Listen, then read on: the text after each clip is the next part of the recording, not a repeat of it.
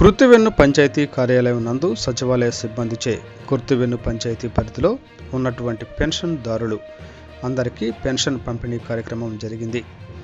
ఎటువంటి రాజకీయాలకు తావు లేకుండా పెన్షన్ పంపిణీ జరుగుతుందని ఈ రోజు నుంచి మొదలై 1-2 రోజుల్లోనే ఈ కార్యక్రమం పూర్తి చేస్తామని పంచాయతీ ఈఓ కె నరసింహారావు తెలిపారు.